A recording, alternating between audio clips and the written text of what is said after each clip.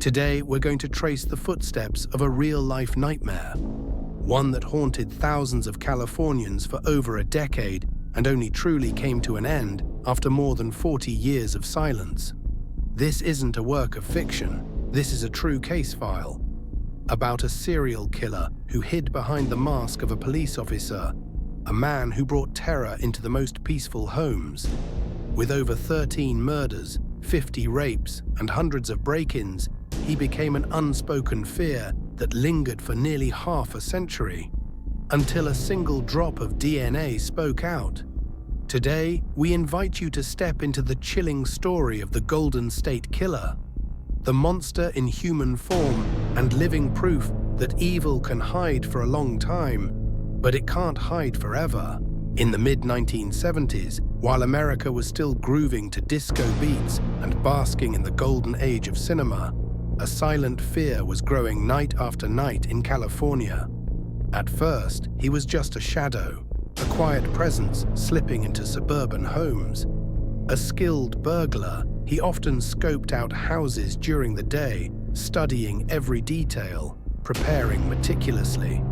But it didn't take long for him to cross the line from thief to something far darker, a living nightmare for dozens of families. He became known by many names. The East Area Rapist, a predator terrorizing California's eastern suburbs. The original Night Stalker, a figure who hunted under the cover of night. Eventually, investigators united the cases and gave him one chilling name: the Golden State Killer. No one knew who he was, no fingerprints, no clear photographs, no reliable composite sketches. But what he left behind was devastating. Over 50 rapes, 13 murders, and hundreds of burglaries, all between 1974 and 1986. His victims were attacked inside their own homes, the very place they thought they were safest. He chose his targets carefully, often single women or young couples. He broke in at night using a flashlight, bindings, and blindfolds. Sometimes he would only steal, but on other nights he stayed for hours, tormenting his victims with sick psychological games. And eventually, in the later attacks, he began to kill with chilling precision and no remorse. Police departments across California formed special task forces. Rewards were offered, thousands of leads were followed, but every trail led nowhere. The Golden State Killer seemed to vanish into thin air. Then, more than 30 years later, a breakthrough came, not through a confession, not through a tip, but through technology, through the emerging field of genetic genealogy. One old DNA sample, one public genealogy website, GED match, and suddenly, the mask began to slip.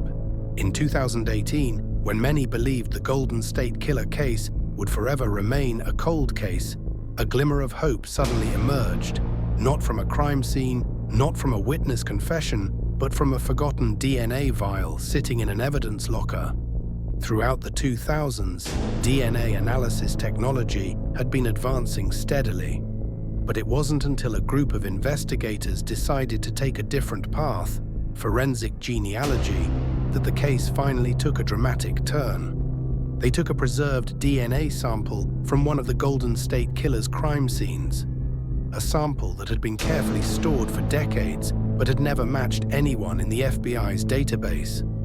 This time, they uploaded the genetic data to GED Match, an open-source genealogy website where people voluntarily share their DNA to find distant relatives. And the result?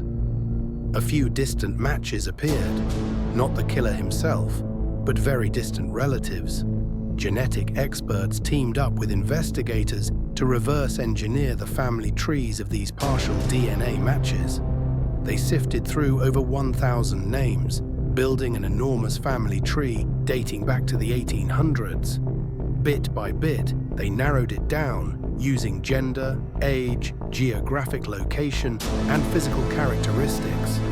Eventually, all clues pointed to a single name, Joseph James D'Angelo, a former police officer who had worked in California during the exact years the crimes were committed. A covert investigation began. Authorities tailed D'Angelo and managed to obtain a discarded item, a used cup taken from his trash. It was enough to run the final crucial test. It was a perfect match. On April 24, 2018, after more than 4 decades on the run, 72-year-old Joseph D'Angelo was arrested at his home in Citrus Heights, California. Neighbors described him as a strange old man who would often shout about God and demons.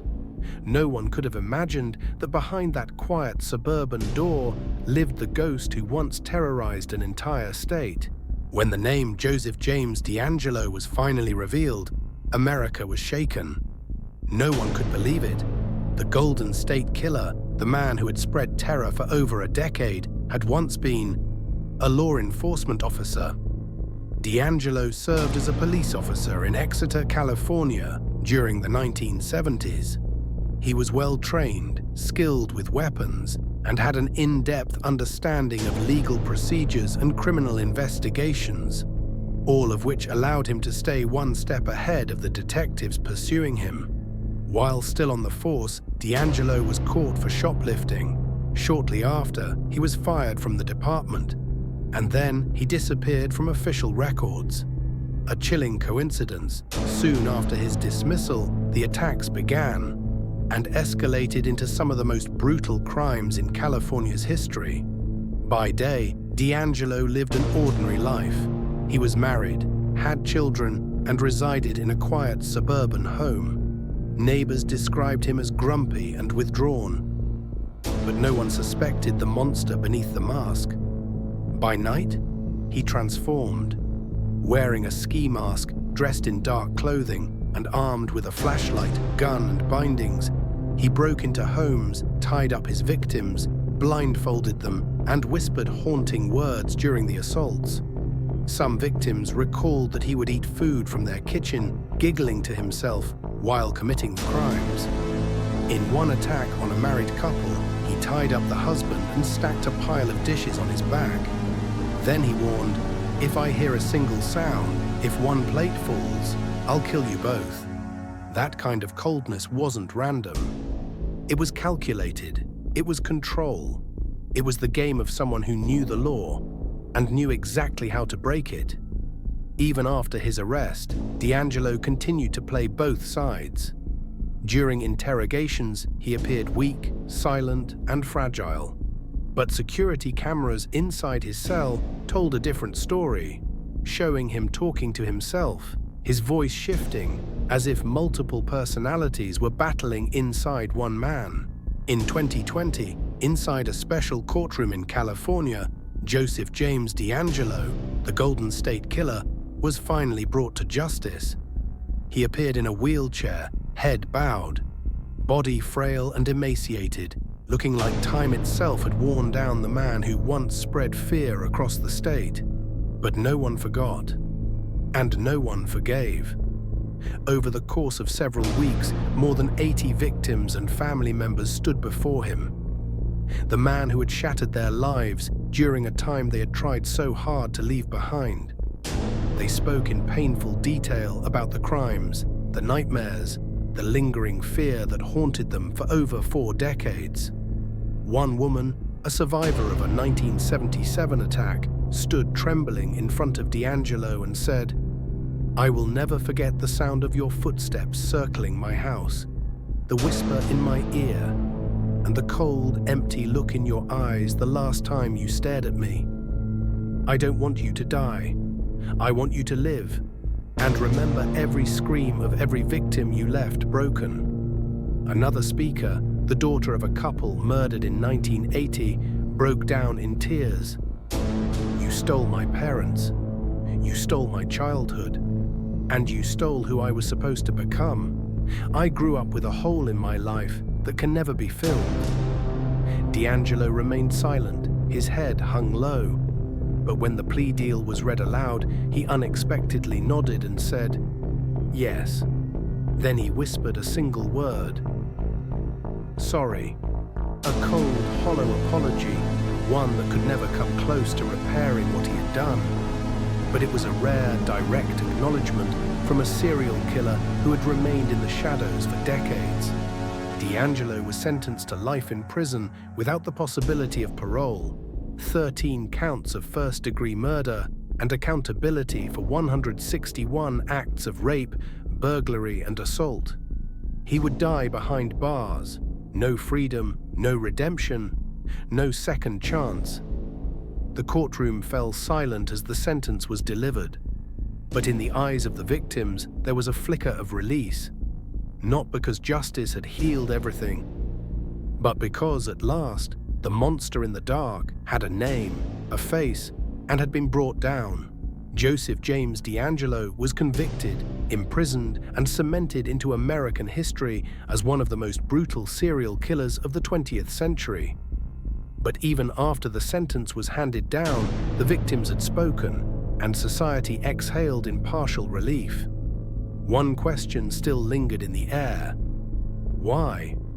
Why would someone who had once worn a badge, who had a family, an education, a job, become a sadistic killer for over a decade?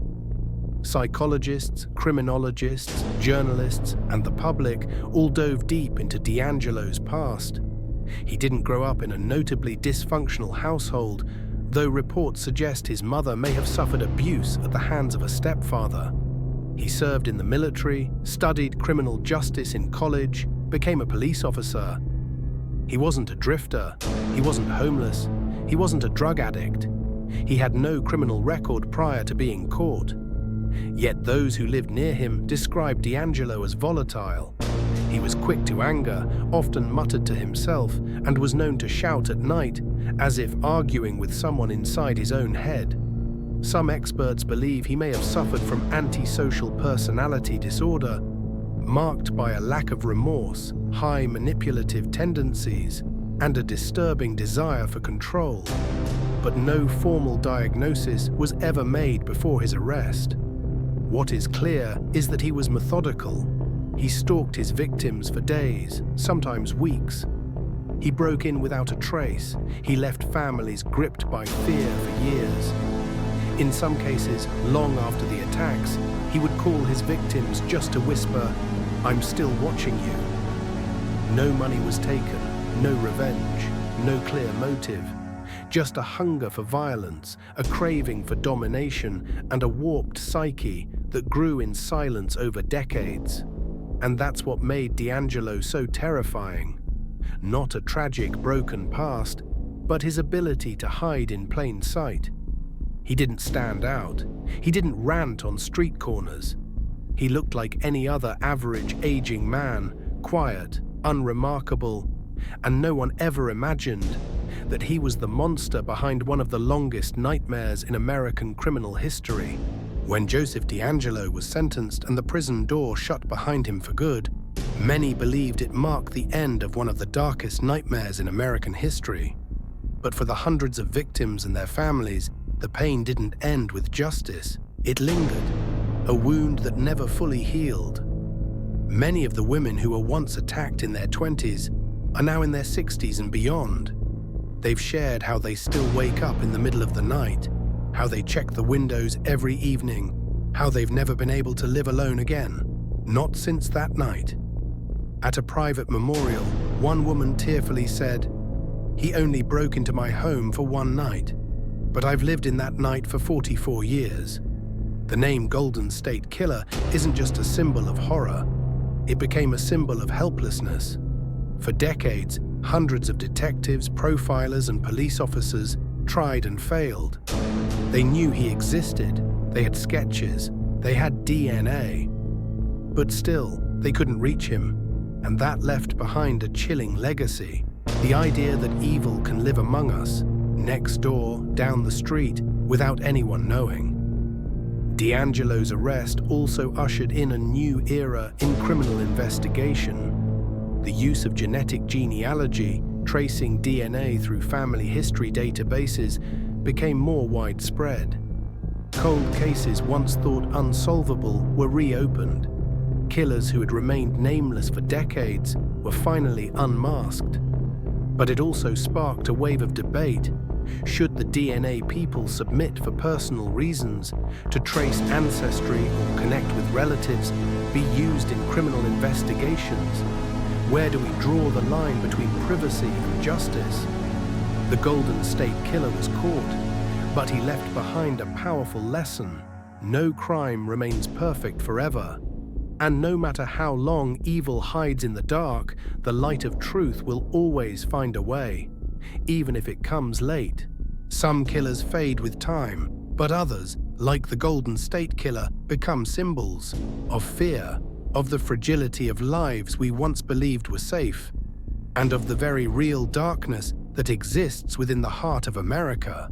For over 40 years, Joseph James DeAngelo was a silent shadow in the annals of crime. A man everyone knew was out there, but no one could name. He didn't have to speak, he didn't have to show himself. And still, he made thousands of Californians lock their doors tight each night, sleep with baseball bats under their pillows, and tremble at every sound in the dark. The Golden State Killer was a collective nightmare. Not just because of the horrors he committed, but because his invisible presence lingered for too long. He forced an entire generation to grow up in fear, to look over their shoulders, to question the people around them, because anyone could be a killer. This case forever changed how America views crime. It accelerated the rise of genetic forensics, drove renewed investment into once-forgotten cold cases, and shaped a new generation of investigators who no longer relied on gut instinct alone, but on data, science, and the power of DNA.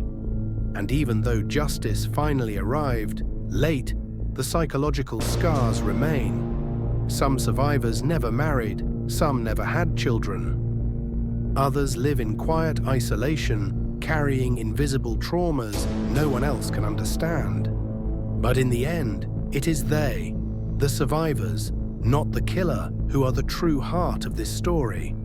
They are living proof that pain does not destroy resilience. They stood up, they spoke out, they faced down the ghost of their past to protect the future. They refused to let the Golden State Killer remain just a name that terrorized. They made him a face, a verdict, and an end he could not escape.